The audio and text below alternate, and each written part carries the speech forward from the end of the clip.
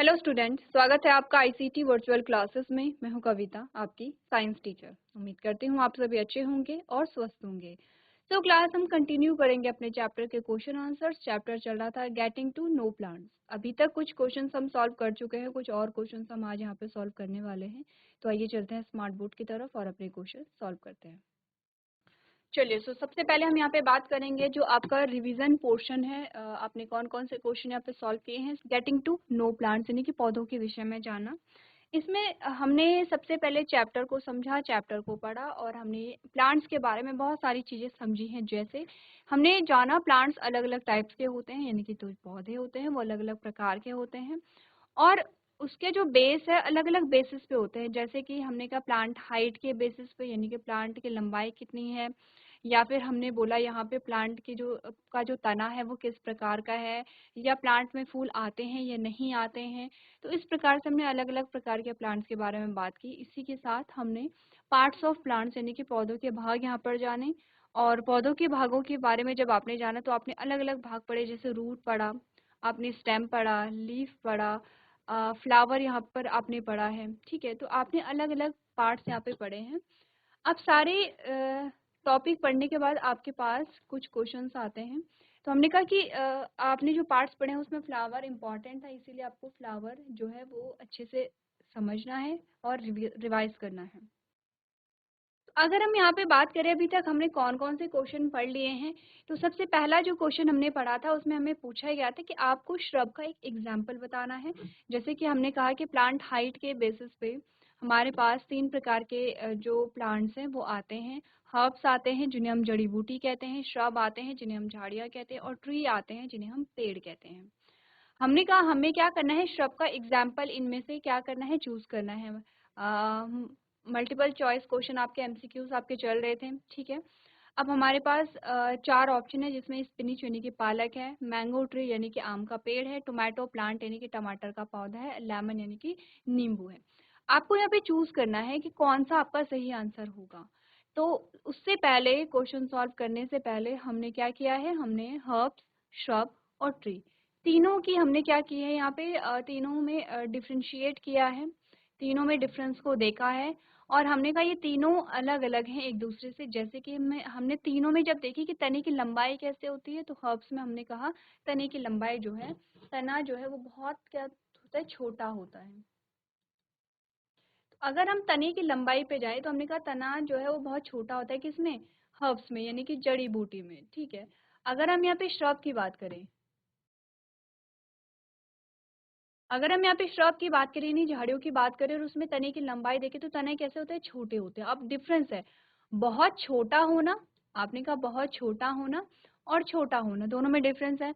बहुत छोटे का मतलब ये बहुत छोटे हैं, छोटे का मतलब है कि ये क्या होंगे, जो जड़ी बूटी है, जो हर्ब्स है, उससे थोड़ा सा बड़े होते हैं लेकिन छोटे हैं। ऐसे हम नहीं कह सकते हैं कि बड़े हैं। ठीक है, और अगर हम पेड़ की बात करें तो तने की जो लंबाई होती है वो बहुत ज़्यादा होती है, इसके इसलिए हमने कहा पेड़ जो होते हैं बहुत क्या होते हैं, लंबे होते हैं। दूसरा जो हमारे पास आया था वो था, हमने कहा जो तना होता है वो हर्ब्स की अगर हम बात करें यानी कि जड़ी बूटी की बात करें तो कोमल होता है, हरा होता है और पतला होता है। श्रब की बात करें तो हमने कहा तना थोड़ा सा कठोर होता है, भूरे रंग का होगा और पतला होगा। डिफरेंस आप देखिए। और अगर पेड़ की बात करें तो आपने कहा अधिक कठोर होता है, भूरा होता है और तना मोटा होता है, जिसकी हम लकड़ी भी यूज करते हैं। अगर हम ब्रांचेस की बात करें तो हमने कहा हर्ब्स में शाखाएं नहीं होती हैं और हो सकता है कि कभी कभार आपको शाखा मिल सकती है। ठीक है, श्रब में शाखाएं मिलती हैं आपको, और जो वो कहाँ से निकलती हैं, तने के आधार यानी कि तने के निचले भाग से निकलती हैं। अगर हम ट्री की बात करें तो तने के ऊपरी भाग से जो है वो शाखा निकलती है।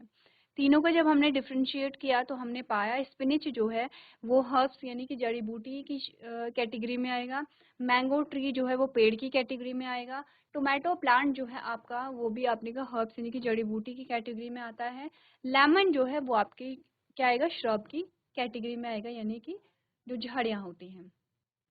आगे बढ़ते हैं और बात करते हैं सेकंड क्वेश्चन की। इसमें पूछा गया which of the following types of plant has thick hard and woody stem, यानी कि निम्नलिखित में से किस पादप का तना कठोर व मोटा होता है तथा तने का उपयोग लकड़ी के रूप में किया जाता है। आपने कहा इसमें पेड़ है यानी कि ट्री है, झाड़ियाँ यानी कि श्रब है, जड़ी बूटी यानी कि हर्ब्स है, या सभी है। तो हम जानते हैं हमारा आंसर क्या होगा, ट्री होगा, क्योंकि आपने इससे पहले क्या किया है, यहाँ पे डिफरेंशिएशन को पढ़ा है।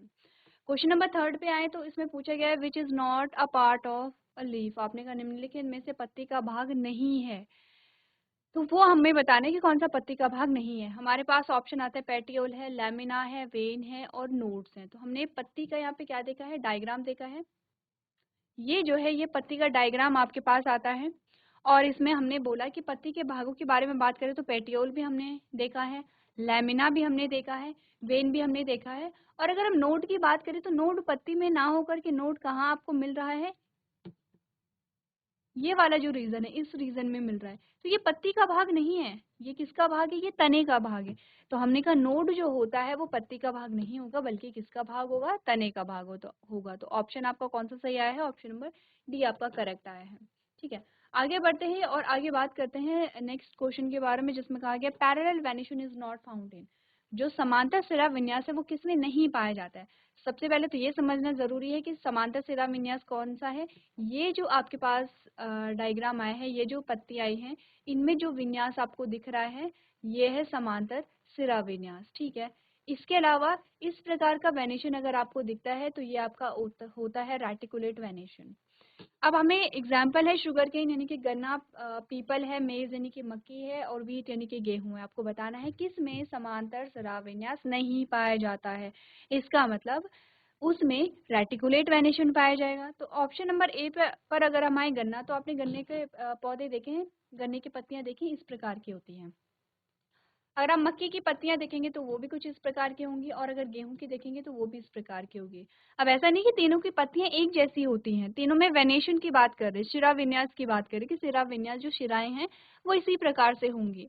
इसमें एक ऐसा ऑप्शन है जो कि आपका ऑप्शन नंबर बी है, पीपल। पीपल की पत्तियां आपने कहा कि इस प्रकार जैसे घास होती है, पीपल की पत्ती आपकी इस प्रकार की आती है। तो आपने कहा क्योंकि पीपल में रेटिकुलेट वेनिशन नहीं पाया जाता, रेटिकुलेट वेनिशन पाया जाता है, समांतर सिरा विन्यास नहीं पाया जाता है, इसीलिए हमारा ऑप्शन नंबर बी सही होगा कि पीपल में पैरेलल वेनिशन यानी कि समांतर सिरा विन्यास नहीं पाया जाता है, इसमें रेटिकुलेट वेनिशन पाया जाता है। आगे बढ़ते हैं और नेक्स्ट क्वेश्चन की बात करें, हमने कहा which one of the following is a function of leaf. निम्नलिखित में से कौन सा पत्ती का कार्य है ये हमें बताना है। ऑप्शन है फोटोसिंथेसिस यानी कि प्रकाश संश्लेषण, सेकेंड ट्रांसपिरेशन यानी कि वाष्पोत्सर्जन। ऑप्शन नंबर थर्ड कहता है कि दोनों ही पत्ती के कार्य है, फोटोसिंथेसिस भी है और ट्रांसपिरेशन भी है। और ऑप्शन नंबर डी कहता है कि फ्रूट को सपोर्ट करना क्या है, पत्ती का काम है। तो सबसे पहले तो ऑप्शन नंबर डी हमने हटा लिया था कि फ्रूट को सपोर्ट करना पत्ती का काम नहीं है बेसिकली। ठीक है, हमने कहा कि पत्ती के अगर हम लीफ को पढ़ें और लीफ के फंक्शन अगर हम देखें तो एक डायग्राम आपके पास आ रखा है। ये डायग्राम हमें बताता है फोटोसिंथेसिस की प्रोसेस। आप देख रहे हैं एक पत्ती है जिसमें पानी भी इकट्ठा हो रहा है, एरो भी ध्यान देना, पानी भी इकट्ठा हो रहा है, कार्बन डाइऑक्साइड भी इकट्ठा हो रही है, उसमें क्लोरोफिल ऑलरेडी होता है जिसे हरित लवक कहते हैं, जिसकी वजह से पत्ती का रंग हरा होता है और उसमें सनलाइट जो है वो भी आ रही है। जो एरो आप देख रहे हैं, सन से जो रेज निकल रही है वो पत्ती में इकट्ठा हो रही हैं। ठीक है, कहाँ जाना है, ये वाली जो लीफ आपकी आती है, ये वाली जो लीफ, ठीक है, इस वाली लीफ को देखना है। हमने कहा जब ये चारों चीजें इकट्ठा होती हैं तो यहाँ पर क्या बनता है, फूड बनता है। क्योंकि यहाँ पे स्पेस नहीं था तो दूसरी पत्ती में हमने क्या दिखा रखा है कि पत्ती में क्या बना है, फूड बना है। तो फूड फॉर्मेशन की जो प्रोसेस होती है यहाँ पे पत्ती में, यानी कि भोजन निर्माण की जो प्रक्रिया है उसे हम फोटोसिंथेसिस के नाम से जानते हैं। ठीक है, इट मीन्स कि पहला जो ऑप्शन है वो तो है, पत्ती का काम है। सेकेंड आते हैं ट्रांसपिरेशन पे। अगेन उसी पत्ती में आप आएंगे जिसमें हमने फोटोसिंथेसिस पढ़ा था और उसमें एक एरो आप देख रहे हैं, ये वाला एरो, जिसमें एरो दिखा रहा है कि जो वाटर है वो बाहर निकल रहा है और ये ब्रैकेट में जी है, जी फॉर गैस यहाँ पर होगा। इसका मतलब है कि जब पानी पौधे से वाष्प के रूप में बाहर निकलता है, इस प्रक्रिया को कहते हैं ट्रांसपिरेशन। क्या कहेंगे इस प्रोसेस को, ट्रांसपिरेशन या वाष्पोत्सर्जन। इट मीन्स कि जो सेकंड ऑप्शन है वो भी पत्ती का कार्य है। तो हमारा जो ऑप्शन नंबर सी होगा वो बिल्कुल करेक्ट है कि दोनों फोटोसिंथेसिस भी और ट्रांसपिरेशन यानी कि प्रकाश संश्लेषण और वाष्पोत्सर्जन दोनों ही पत्ती के कार्य हैं। ठीक है, आगे बढ़े, चलिए सेम डायग्राम आपको दिखा रखा है यहाँ पर। ठीक है, नेक्स्ट क्वेश्चन देखते हैं जिसमें कहा गया है leaf venation and type of root is correctly paired in. हमने कहा कि पत्ती के सिरा विन्यास और जड़ के प्रकार में संबंध आपको स्थापित करना है। तो हमने क्या बात की है यहाँ पे, हमें ऑप्शन दिए गए हैं। पहला जो ऑप्शन है उसमें हमें बताया गया है यहाँ पे,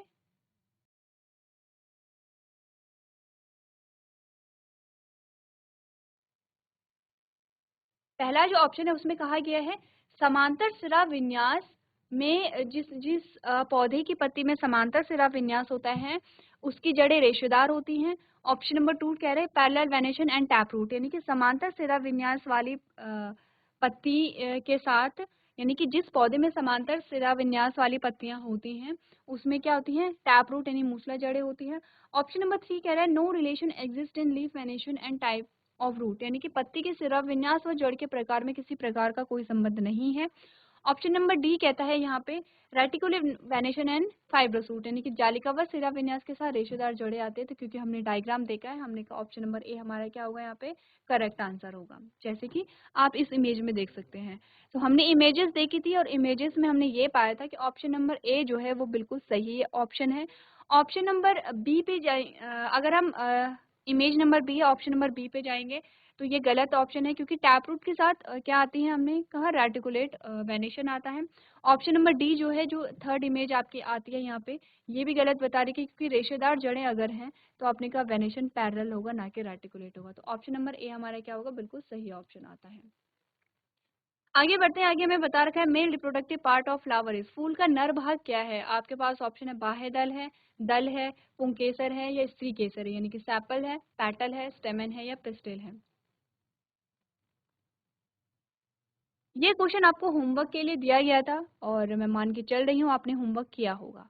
अब इस क्वेश्चन को सॉल्व करेंगे और यहाँ पर आपको क्या दिया गया था, आपको यहाँ पे जो फ्लावर का डायग्राम है वो बना करके दिया गया था। आपसे कहा गया था आपको ये लेवल करना है। लेवल का मतलब क्या होता है, हर एक पार्ट को यहाँ पर आपको बताना है, दर्शाना है कि किस पार्ट का क्या नाम है और उसमें आपको बताना है कि फूल का जो नर भाग है वो क्या है।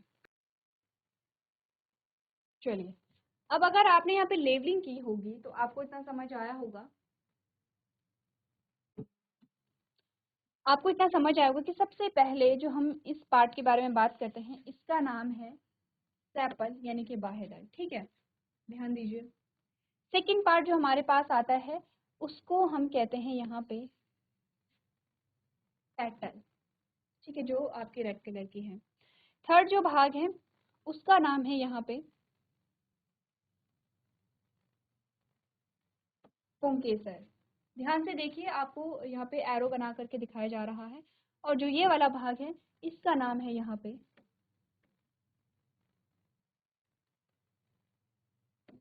स्त्री केसर।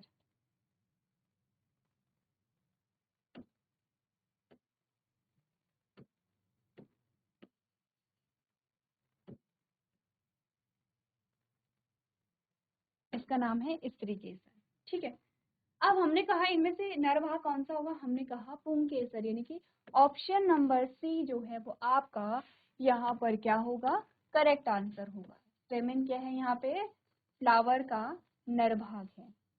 ठीक है, क्लियर है इतना।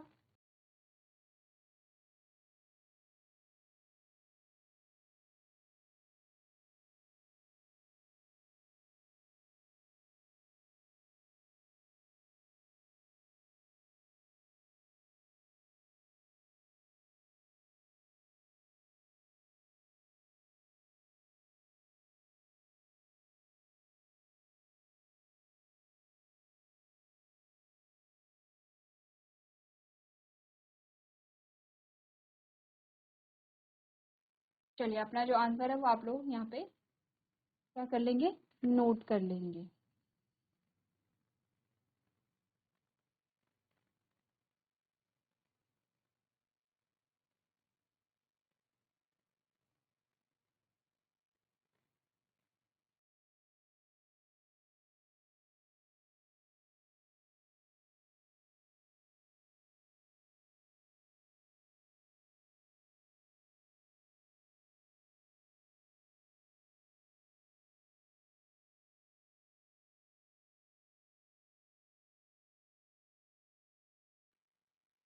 चलिए, अपना अपना आंसर जो है वो अपनी कॉपी में नोट कर लेंगे।